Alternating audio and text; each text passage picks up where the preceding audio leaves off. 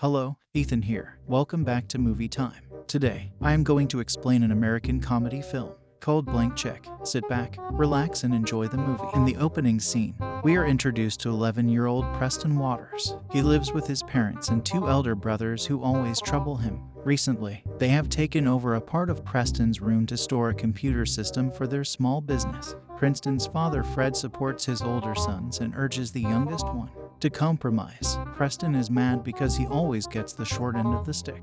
Later, he goes to an amusement park for his friend Butch's birthday party. Since his father only gave him $10 to have fun, he cannot join his friends on the roller coaster rides. Instead, he is stuck on the lame merry-go-round. The kids make fun of him for not having enough money. Preston's family is not poor, but his father is passionate about teaching his kids how to handle and save money. Hence, he has never had the best of anything. During breakfast the next morning, Preston's older brothers leave to go to a baseball game.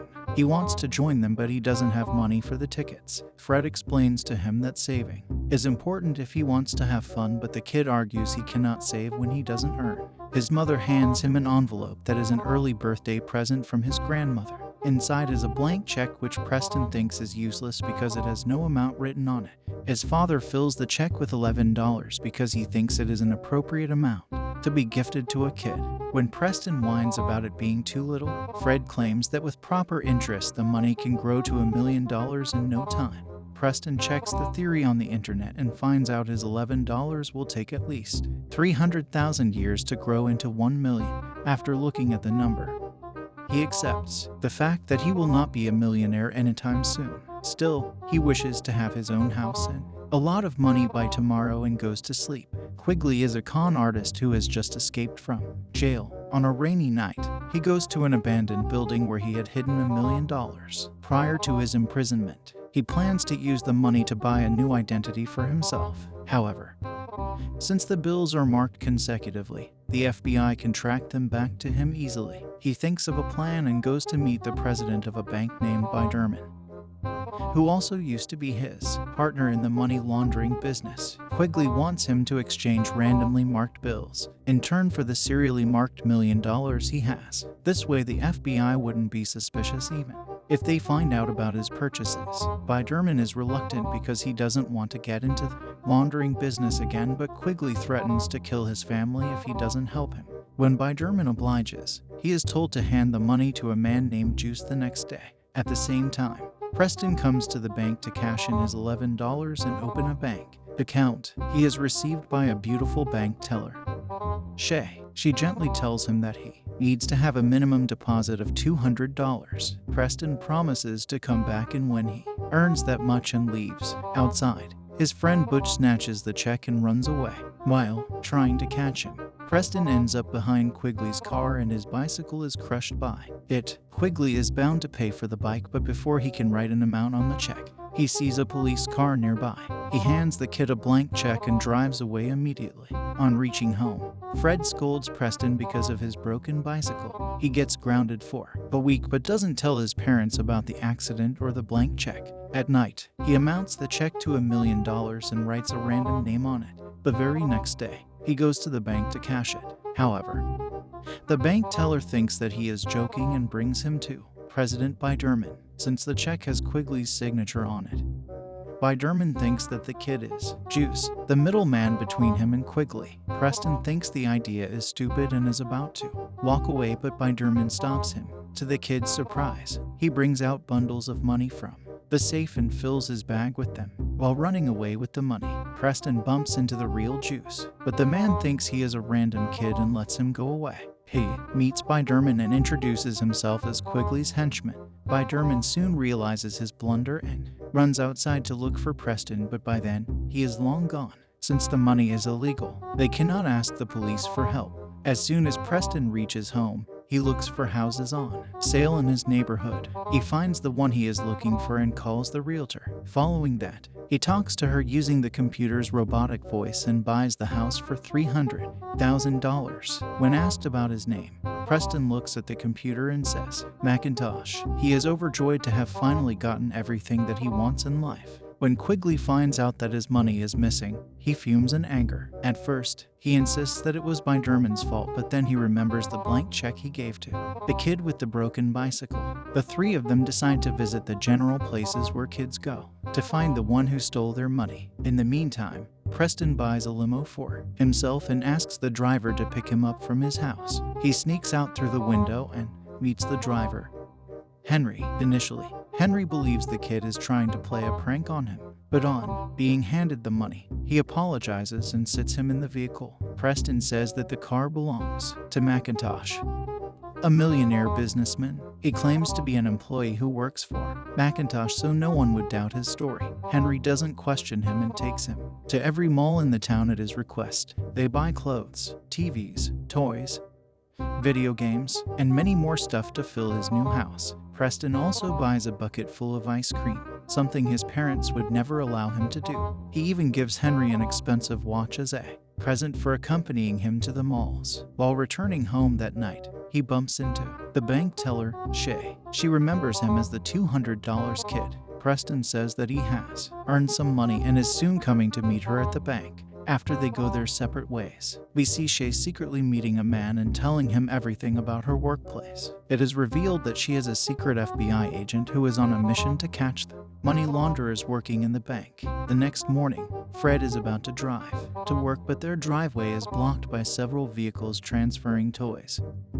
furniture, and TVs into another house in the neighborhood. He goes to check what the fuss is about and finds his youngest son ordering people around. When Fred asks him what is going on, he says that he has started to work for McIntosh, their new neighbor who is moving in today. Fred doesn't want his son to work for a stranger, but Preston convinces him that McIntosh is a good man. He even orders the workers to clear the path for his father's car. Fred is stunned to see the kind of authority Preston has over them.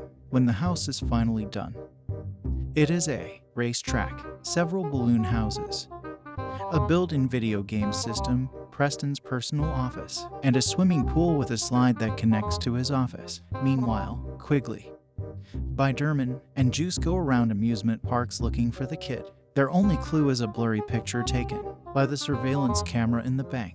The word about a wealthy man moving into the neighborhood goes around, and even Shay hears about McIntosh because of his unconditional wealth and the way he spends it. She suspects him to be a part of a criminal organization.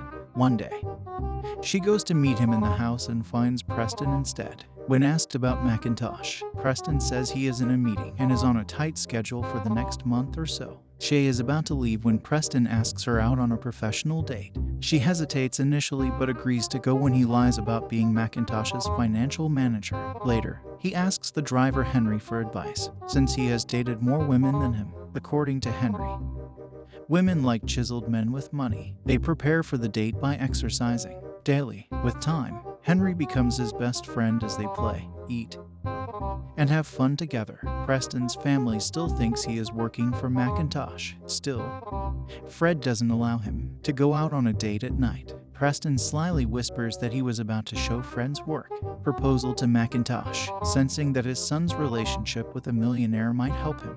Fred lets Preston do anything he wants. At night, he and Shay go to a fancy restaurant for dinner. He gives her a necklace as a present but claims that it is from McIntosh. Similarly, he also asks her questions about her dating preferences, while insisting he was told by McIntosh to ask them. Later, they go to a water fountain and play. However, the fun ends when Quigley and his group bumps into them. Preston asks Shay to race him to the limo and drives away before they can catch him.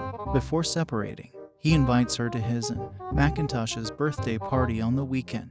On finding out that McIntosh will be present at the party, Shay agrees to come. The next day, Preston hires a party planner who charges him a $10,000 deposit. She wants to plan a fancy dinner and make a lot of profit by ripping him off. Later, Henry goes out with his friends and Preston is left all alone in the house with nothing to do. He goes to the park to reminisce about his old life. At the same time, Quigley and his group also arrive at the park. Looking for him, they spot him, but Preston cycles away immediately. A chase ensues between them, but the trio has to stop when their car crashes on top of another car. Biderman comments that stealing another $1 million would be easier than chasing the kid. Just when they are about to give up, they hit the jackpot and find Preston's friend Butch. They hold him on the edge of the roof of a building and make him reveal Preston's name and address. That night is also the night of the birthday party. As all the preparations take place in the mansion, Preston's brothers call Shay a gold digger, convinced that she is hanging out with him for McIntosh's money. This upsets Preston and he asks Henry for his expert advice. He also affirms that some people are only nice to him because of his money. They finally go to the party, but Preston isn't allowed to touch his own present because the security guard is waiting for McIntosh to open them. He also finds the food awful because he was expecting to get pizza and ice creams somewhere else. Shay and her team have found out that McIntosh has no past records, which means he is a criminal trying to create a new identity. They plan to catch the man and arrest him tonight. The party planner gives Preston a bill of $100,000. When he returns to his office to check his account, he realizes he has spent all of his $1 million in only 6 days. Now, he only has a little over $300 left. He goes outside and tells the planner that McIntosh is missing, which means she will not get paid. The woman creates a scene and asks everyone to go home because the party is over. Soon, everyone takes their presents and returns home. When Preston is alone in the living room, Quigley and his team arrive at the house, asking him for his money. A scared Preston tells them the truth, but the adults refuse to believe he spent all $1 million in less than a week. Biderman suggests Quigley steal McIntosh's identity since he is non-existent anyway. They like the idea, but the only problem is Preston, who might reveal the truth to anyone. Hearing this, Preston runs outside and is followed by the three. They get into a chase in the house, but since Preston knows every corner of it, he outsmarts them. The childish addition to the house, like the slide through his office and a built-in video game system, comes in handy. Still, in the end, Quigley manages to catch him. Right then, the FBI surrounds the house and asks them to leave the kid alone. They arrest all three of them for fraud, money laundering, and theft. Quigley is assumed to be McIntosh. Hence, Preston is let free without interrogation. The kid finds out Shay is an FBI agent and is sad that she cannot be his girlfriend. Shay kisses him and asks him to meet her after 10 years. On walking outside, Preston meets Henry, who had gone to get ice cream. Since they cannot work together again, they wish each other farewell. In the last scene, Preston walks home with his father to see that his family has made a surprise birthday cake for him. When asked to make a wish, he realizes that he already has everything he wants in life. His family. Subscribe for more videos like this. Turn on the notification and leave a like to help the channel out. Thank you for watching.